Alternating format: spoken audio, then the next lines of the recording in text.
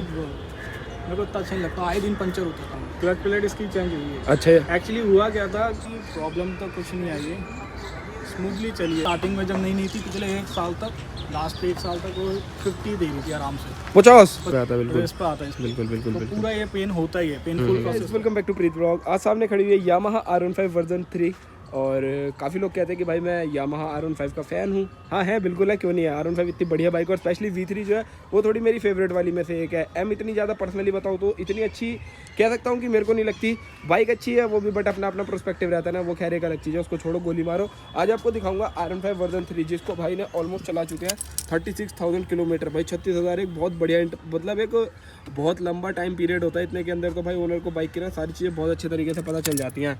तो 36,000 किलोमीटर चलने के बाद ये R15 V3 कैसी है कैसी नहीं है तो वो आज हमें बताएंगे रोहित भाई। कैसे हो रोहित भाई? बढ़िया भाई, आप मस्त एकदम। बस चलो तो फिर रोहित भाई इस बाइक को ओन करते हैं पिछले 2-2.5 साल से है आप? मैंने ये परचेज करी थी अगस्त 2020 में। अगस्त 2020 में। ऑलमोस्ट 2.5 साल हो चुके हैं। ऑलमोस्ट 2.5 साल हो चुका है। अच्छा जैसे भाई आपकी हाइट काफ़ी ज़्यादा है, कितनी हाइट है आपकी? मेरी 5'11". 5'11" के आसपास है। तो इतनी लंबी हाइट पे V3 चलाने में प्रॉब्लम नहीं आती? नहीं, कोई प्रॉब्लम नहीं आती। इनिशियल टाइम में जब आप नई लेते हो 1 हफ्ते में प्रॉब्लम होती है। अच्छा। शोल्डर वगैरह वैसे पूरे लैग तो पूरे प्रॉपर आते हैं, फ्लैट आते हैं। फ्लैट आते हैं। कोई इसमें वैसे आपका नी बैंड नहीं होता, तो ट्रैफिक में खड़े हो तब भी बैलेंस हो जाता है। बट स्टार्टिंग में 1 वीक तक हैबिट नहीं होती, हैबिचुअल हो जाते हो आप आफ्टर 1 वीक। ओके। तो इसको कंफर्टेबली चलाने और कंफर्टेबल लगती है। अच्छा बैक वैक में पेन हुआ होगा इनिशियल डेज में? इनिशियल टाइम में हुआ था 1 वीक तक। 1 उसके वीक बाद तक फिर तो बॉडी यूज टू हो गई। used to हो जाती अच्छा ठीक है, चलो खैर ये सवाल मैंने स्टार्टिंग में गलत पूछ लिया, बट उससे पहले मैं पूछूंगा मतलब V3 लेने का प्लान कैसे हुआ आपका? कि मतलब V3 लेने का प्लान ये था कि एक्चुअली मैंने जो बाइक लेनी थी, हाँ। पहले हमारे पास स्कूटी थी एक्टिवा, तो मेरे को डेली ऑफिस जाना अप डाउन करना होता था, पर मेरे पास एक भी गाड़ी नहीं थी। तो मेरे पापा से मैंने बोला कि मेरे को चाहिए गाड़ी, तो पापा ने बोला ठीक है ले लो, जोन सी मर्जी लेनी है आपके हिसाब से जो आपको ठीक लगती है। हाँ, अपने पहले फिर NS देखने गए थे। NS के टाइम पे उस टाइम पे लॉन्च हो चुकी थी, पर मेरे को पसंद भी थी। मैं MT लेने गया था, NS मैंने छोड़ दी थी। NS मुझे पसंद नहीं आई कि मैं क्यों? NS नहीं पसंद आई, पता नहीं किस रीज़न से, मेरे को अच्छी नहीं लगी थी। ओके। उसके बाद फिर मैं यामा के शोरूम पे गया, ये दिख रही थी वहाँ पे डार्क एडिशन जब रिसेंटली लॉन्च हुआ था 2020 ब्लैक वाला गया। तो ये सबसे ज़्यादा महंगा भी था उस टाइम पे। करेक्ट। हाँ, जो है कि इसका ब्लू कलर भी आता था, एक रेड भी आता था, एक ये आता था ब्लैक, डार्क नाइट एडिशन के नाम से। फिर पहले मैं MT देखने लगा कि MT थोड़ी कंफर्टेबली राइड कर सकते हो आप उसको, डेली यूज़ के लिए सिटी लाइट में काफ़ी अच्छी लगती है। फिर उसमें देखना गया तो उसके प्राइस में सिर्फ 10,000 का डिफरेंस था। तो ये लुक वाइज अच्छी लग रही थी, मेरे पापा भी कह रहे हैं अच्छी लग रही थी, पर वो थोड़ी सी मेरे शरीर के हिसाब से बॉडी का छोटी लग रही होगी। छोटी लग रही थी। करेक्ट। फिर जब मैं बैठा उस पर बहुत सी छोटी सी लग रही थी, जब मैंने इस पर बैठा तो प्रॉपर एक करके पूरा पर अपने बॉडी के हिसाब से लुक्स वाइज काफ़ी अच्छी लगी। तो मेरे पापा ने कहा कि 10,000 पे क्या देख रहा है कि तू यही ले ले सीधा, यही वाली ले ले। ठीक है। तो मैंने फिर यही इसको मतलब ओवरऑल पूरा आपका ये सीन रहा, आपने डन कर दी। अच्छा जब आप बजाज में गए थे आपने NS देखी, RS 200 नहीं देखी? RS 200 देखी थी। वो क्यों नहीं ली? उसका फिर मैंने सुना था कि उसके फेयरिंग में बहुत साउंड आने लग गया था कुछ टाइम, खड़खड़ाती है। खड़क जाती है। फिर मेरे एक आध दोस्त पे भी थी, तो उससे रिव्यू लिया था कि पूछा था कि हमारे वहाँ लोकल में भी एक बंदे पे है, तो उसकी जब RS देखते हैं तो वो चलाता है तो उसके आधे पार्ट तो हिलते रहते हैं। तो इसलिए फिर वो ड्रॉप कर दिया प्लान। हाँ ठीक है, तो मतलब आपने ओवरऑल देखा तो आपको एक बेस्ट ऑप्शन नजर आया R15 V3। और कितने की पड़ी थी आपको उस टाइम पे? ये उस टाइम मेरे को पड़ी थी 1,78,000 ऑन रोड। 1,78,000 मतलब ठीक है, 1,80,000। जिसमें से मेरे को 3,000 डिस्काउंट मिल गया था। तो जो एक्स शोरूम प्राइस था इसका, जो रेड वाला पार्ट उसका रेड वाला कलर का, उसका प्राइस मेरे को दिया था। Okay okay. मैं डिस्काउंट मांगा था कि मेरे को डिस्काउंट से 75,000 1,75,000 रुपये में भाई ने ये बाइक ले ली। अच्छा चलो लेने के बाद भाई चलो ठीक है, आपने बहुत सारी बाइकें देखी ओवरऑल सब कुछ, ओवरऑल उसके बाद आपने ये ले लिया R15। 36,000 किलोमीटर चलाने के बाद क्या फीडबैक है इस बाइक का? 36,000 चलाने के बाद ये फीडबैक है भाई, इसमें काफ़ी अच्छी है, स्मूथ है, कोई भी इतना ज़्यादा खर्चा नहीं मांगती है। हाँ, जैसे आपका टाइम हो जाता है 20,000 किलोमीटर बाद तो कुछ पार्ट चेंज करा लेनी चाहिए, जैसे चेन सेट हो गया। मैं ये सवाल पूछने भी वाला था क्योंकि आप पहले मुझे अभी तक ऐसे ओनर मिले हो जिसने इतनी चला लिया है, वरना मोस्टली 17-18,000 किलोमीटर चलाने वाले मिले हैं। मैंने इस बाइक पे पिछले 2.5 साल में मैंने 3 राइडें कर चुका हूँ। दिल्ली टू आगरा, दिल्ली टू मसूरी, मेरा भाई गया था, वैसे जा चुके मैं नहीं गया था, मेरा भाई गया था दिल्ली टू मसूरी, मसूरी टू दिल्ली। फिर हम 3-4 बाइकें गई थी हमारी, दिल्ली टू जयपुर 1 डे में अप डाउन किया था। Okay.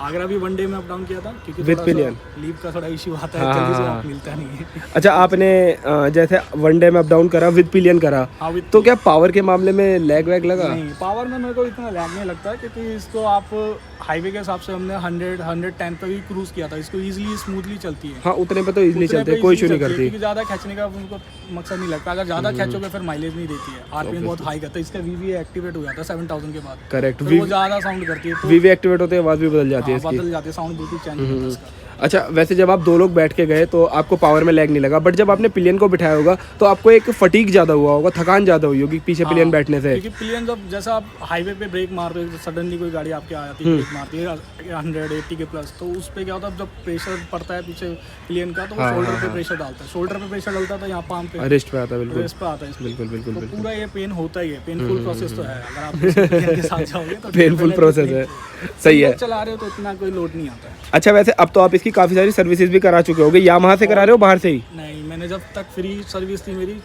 I think free service मैंने 4th होती है इसकी, 4th फ्री सर्विस होती है। ठीक है। 5th और 6th फिर मैंने इनका एक AMC लिया था, एनुअल मेंटेनेंस जो चार्ज होते हैं, वो मैंने स्कीम ली थी, तो उसके चक्कर में फिर मैंने 2-3 सर्विस और कराई थी। Almost 7-8 service showroom service centre से हुई है, बाकी फिर मैंने बाहर से 1 या 2 सर्विस कराई है। इंजन ऑयल वही यूज़ कर रहे हो जो यामाहा डाल के का ही करता हूँ। यामाहा लोग यूज़ करते हो? पर यार उस इंजन और कितने किलोमीटर पे सर्विस कराते हो? मेरा यूजली हो जाती है 35 to 4000। 35 तो। पर आपको ऐसा नहीं लगता कि यामाहा ल्यूब जब 2500 या 3000 किलोमीटर से ऊपर चला जाता है इंजन, तो बाइक में एक रफनेस आ जाती है इसमें, रफनेस थोड़ी बहुत आती है ना?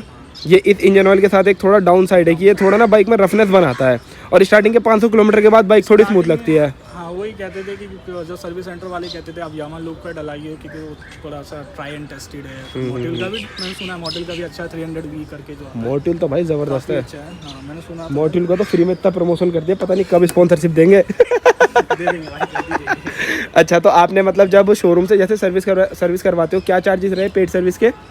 पेड सर्विस में भाई साहब मेरे लगे थे, अगर उसमें मेरा ऑयल वगैरह, उसमें सिर्फ लेबर चार्ज जो होती है आपका, वो ऐड ऑन हो जाती है। वो ऐड ऑन नहीं, वो उसमें मैंने AMC ले रखे थे तो वो कैंसिल हो गया। अच्छा, 530 रुपीज़ होता है ओके। तो वो पूरा माइनस हो गया था, तो ऑयल का लगा के मुश्किल से 1000-1500 रुपये लगे। 1000-1500 रुपये। और इसके ब्रेक पैड्स जो है पीछे के, वो बड़े महंगे हैं। महंगे हैं। वो क्या है मतलब? 900 के आते थे जब मैंने स्टार्टिंग में जो थे, 900 या 800 के थे। हाँ। और आज करंट टाइम में ये 1200 तक के पहुँचे जा चुके हैं। 1200 रुपीज़ का हो गया, बहुत एक्सपेंसिव हो गया। और लाइफ भी कम है उसकी? हाँ, लाइफ भी कम है, जल्दी खिंच जाते हैं। जल्दी खींच जाते हैं। जब मैं फर्स्ट टाइम पे गया था तो जब मेरा पहली बार जो ब्रेक पैड घिसे थे, तो वो घिसे थे इनिशियल टाइम में जो कंपनी से आते हैं, हाँ हाँ हाँ। वो 6 to 8000 बाद ही ख़त्म हो गए थे। फिर मैंने डलवाए, फिर दूसरी बार जब मैंने डलवाए थे तो वो ज़्यादा नहीं चले, वो ज़्यादा से 4000 भी नहीं चले, वो घिस गए। फिर मैं कंपनी में गया तो मैं बोला कि इतनी जल्दी कैसे घिस गए? कह रहा है कि सर आपसे मैं थोड़ा सा आप ब्रेक कम मारिएगा। मैंने ब्रेक कम ये क्या बात है? मैंने गाड़ी वाला आ गया खड़ा हुआ, मैं ब्रेक मारता था, तुम कह रहे ब्रेक ना मारो, ब्रेक कम मारिएगा। ब्रेक कम मारिए। मैंने फिर नहीं, फिर इसका धीरे धीरे हाँ ये है कि इसका रेंज कम है, जो कंपनी से आते हैं वो थोड़े ज़्यादा चल जाते हैं, बाकी जो एक्स्ट्रा पार्ट मिलते हैं वो थोड़े से कम ही चलते हैं। 4000 ज़्यादा से ज़्यादा, मैक्सिमम 5000, इससे ज़्यादा नहीं चलते। पर ये थोड़ा एक्सपेंसिव है, इतना महंगा नहीं होना चाहिए, है ना? आगे के ब्रेक पैड महंगे होते हैं, समझ में आता है कि मेन बाइट ही वही है, मेन ब्रेकिंग ही वही है। इससे तो ये स्किड करता है, ये तो रोकता ही नहीं है, तो ABS तो आता है इसके अंदर, मतलब आपका रुकता तो है, लेकिन ना आप प्रेशर मारोगे ब्रेक आपको लीवर छुटाता है, लीवर पैर हटाता है, पैर का भी और फ्रंट का भी, दोनों।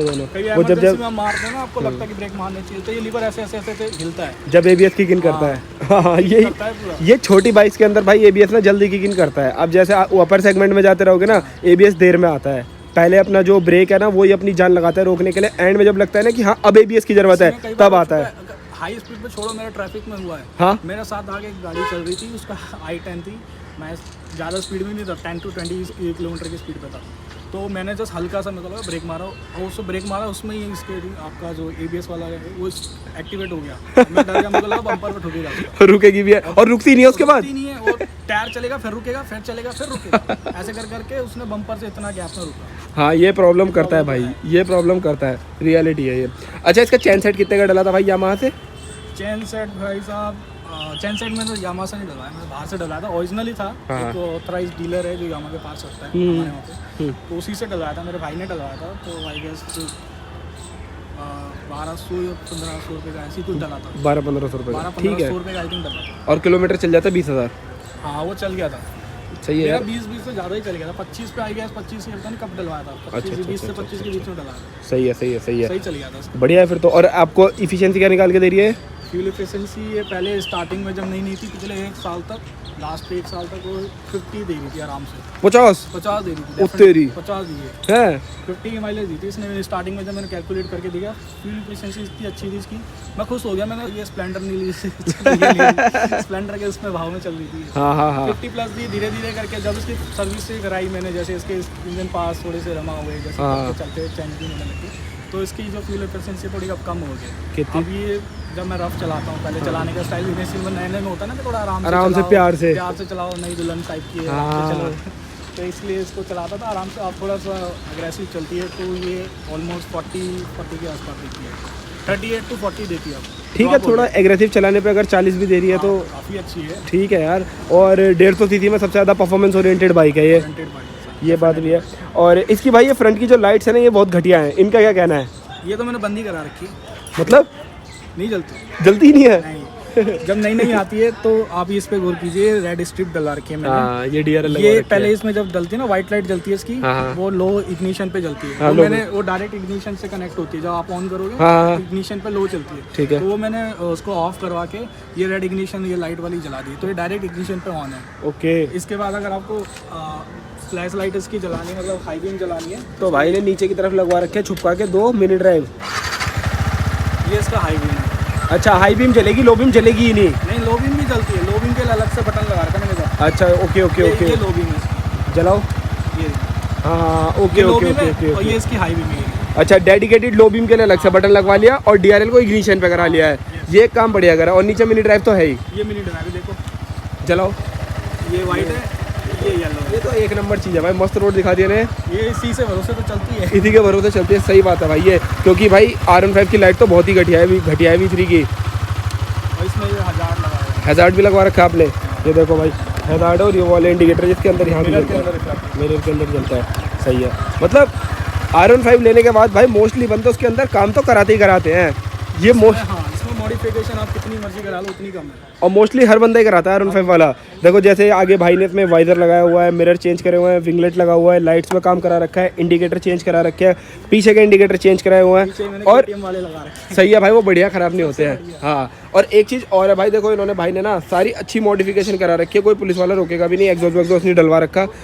जो पर्सनली मैं सजेस्ट भी नहीं करता हूँ। सिंगल सिलेंडर में एग्जॉस्ट लगाना समझदारी नहीं है, फटे फटे साउंड देती है, बुरी सी आवाज़ आती है। 994 हो तो चलो समझ भी थोड़ा कम से कम अगर पुलिस वाला रोके तो अच्छा भी लगे कि यार सुपर बाइक रोकी है। तो चलो भाई, मुझे तो लगता है भाई आपको इस बाइक में आज तक कोई प्रॉब्लम समस्या बताओ कोई आई है? नहीं, प्रॉब्लम तो कुछ नहीं आई है, स्मूथली चली है, कुछ भी नहीं आई है। बस ठीक है, इंजन वाइज तो ठीक है, कोई हाँ। दिक्कत नहीं है अभी तक। 33,000 चला दी। मेरा मन तो उसको 1 लाख चलाने का, 1 लाख किलोमीटर के बाद देखूंगा उसको। हाँ। पहले मेरी रनिंग ज़्यादा थी, अभी तो रनिंग कम हो गई। पहले दिन का मेरा 80 किलोमीटर चलती थी। जब अच्छा, मैं पर डे का? द्वारका में जॉब करता था, तो यहाँ से साउथ दिल्ली से द्वारका जाना था, तो डेली दूर का तो एक था। 70 to 80 किलोमीटर चलता था। अब तो मेरा घर के पास ही जॉब है, ठीक ठीक ठीक। तो- अच्छा, तो उसमें मेरा फिर रनिंग कम है, रनिंग कम है अभी। तो ठीक इसलिए भी सही है। ठीक ठीक ठीक। अच्छा, एक बात और बताओ भाई, जैसे आप कह रहे हो यामाहा का इंजन है, बहुत रिलायबल है, चलाने में आपको मज़ा आता है, स्मूथ है। यूजुअली आप देखते होगे तो जैसे कि मैंने काफ़ी नोन में लोग हैं, जैसे कि मैंने RS वाले बहुत लोगों से मिला हूँ, सब कहते हैं हमारे 20-22 हज़ार किलोमीटर में 1 या 2 बार क्लच प्लेट चेंज हो चुकी है। इसमें है कुछ ऐसा? हाँ, क्लच प्लेट इसकी चेंज हुई है। अच्छा। एक्चुअली हुआ क्या था इसकी, मैं बताता हूँ। रिसेंटली भी इसके साथ इंसिडेंट हुआ था। हाँ। इसका ना कूलेंट की जो सील होती है वो लीक हो गई थी, मतलब इंजन ऑयल और कूलेंट मिक्स हो गया था? हाँ, इंजन ऑयल और कूलेंट मिक्स हो गया, मुझे पता नहीं था। हाँ। तो मैं ऐसे ही चला रहा था, उसका इंजन ऑयल पूरा खत्म हो गया, कूलेंट खत्म हो गया। करेक्ट। तो मेरे भाई ने देखा था, मेरा भाई चलाता है इसको बीच में, तो उसने बोला कि कूलेंट मिक्स हो रहा है, देख लिए एक बार, खत्म हो गया कहाँ। फिर उसने जब चेक किया तो वॉल खोल के साइड का, हाँ। तो पूरा ग्रीन निकला इंजन ऑयल, पूरा इंजन ऑयल। फिर मैंने खुलवाया, इसका काम करवाया थोड़ा सा, तो इसमें आपका इंजन कूलेंट सील डली। कूलेंट सील डलने के बाद फिर इसका नया इंजन डला, उसके बाद कोई प्रॉब्लम नहीं आई। अच्छा, तो क्लच प्लेट्स का कोई इशू नहीं आया?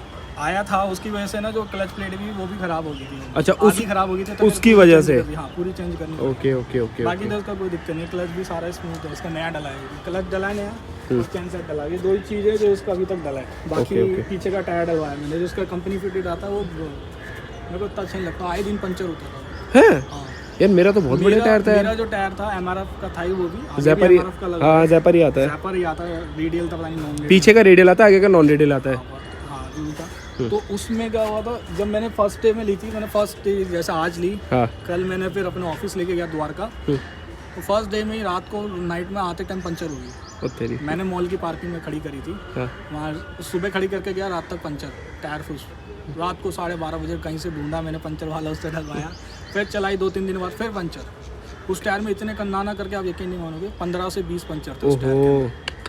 तो मैंने इतने पंचर लगा चुका था, हर बार 100 रुपये 200 रुपये कर करके मेरे इतने 1500 या 2000 रुपये लग ही गए। और एक ऐप और है इसके अंदर, अगर इसमें पीछे पंचर हो जाए ना तो लोग कहते थे ट्यूबलेस बाइक पंचर पे चल जाती है, ये साली नाचती है पीछे से, सीधी नहीं चलती है, ये ऐसे ऐसे नाचती है।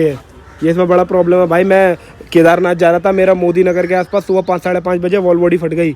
मैं जानता हूँ कैसे कैसे मेरठ पकड़ा है मैंने, चल ही नहीं रही है भाई, 30-40 से ऊपर भी नहीं चल रही है, यूं नाच रही है पीछे से। पंचर हुई इतना इसमें थी, अगर 20% थी फिर भी मैंने यहाँ टैंक पे बैठ बैठ के चलाई, हैक तो सकते नहीं था, और इतना दूर था, इतना वही चीज़ तो। अच्छा टैंक से एक बात याद आई मेरे को कि V3 जो ये वाली, इसके यहाँ से लॉक निकलते थे, इसमें आई ये प्रॉब्लम? इसमें इधर साइड है अभी भी, ये हल्का सा, ये इतना सा गैप है, बस इससे ज़्यादा नहीं होता है। ये बीच में 2-3-4 सर्विस, उसको अंदर कर दोगे तो अंदर रहेगा भाई, इतना ही है। बाकी कोई इसके बॉडी पार्ट ये कम से कम नाना करके 7-8-10 बार खुले हुए हैं, क्योंकि करोल बाग से इसका मॉडिफिकेशन होता है ना, हज़ार्ड वगैरह, तो ये जितने भी इसके पार्ट है ना बहुत बार खुले, लेकिन आज तक साउंड नहीं किया। RS में होता, वाइब्रेशन नहीं किया, वाइब्रेशन बिल्कुल नहीं करती। अच्छा ये RS होती तो उसके अंदर खड़खड़ा जाती। करेक्ट कह रहे हो भाई, एकदम जायज़ बात कह रहे हो। इसके पार्ट थोड़े ठीक है फिट एंड फिनिश में, इसके जो नट आते हैं ये रबड़ वाले होते हैं, करेक्ट, तो इसमें साउंड नहीं आती, है, वाइब्रेशन नहीं होती है। वाइब्रेशन नहीं आती। और जैसे आपने अभी टायर कौन सा डला रखा है इसके अंदर, रेडियल है नॉन रेडियल है?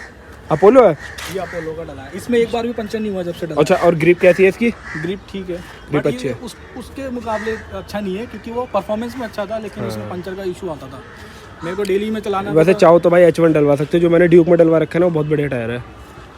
इसके बाद खत्म होगा नेक्स्ट टाइम। हाँ वो डलाना भाई। कितने का डला था आपका टायर? ये डला था 31 या 33 का। 33 का, हाँ वो शायद से 5000 का है। हाँ ये 31-33 का डला था। ये मुझे लग रहा है नॉन रेडियल टायर है जहाँ तक है ये। हाँ I think so non radial ही होगा, मुझे पता नहीं, इसका इतना टायर नॉलेज नहीं है। मैंने 110 70 17, हाँ नॉन रेडियल है। रेडियल डलवाना चाहिए था आपको। चलो कोई नहीं, वैसे तो आप लीन वीन नहीं करते हो ज़्यादा, टायर देख के समझ में आ रहा है।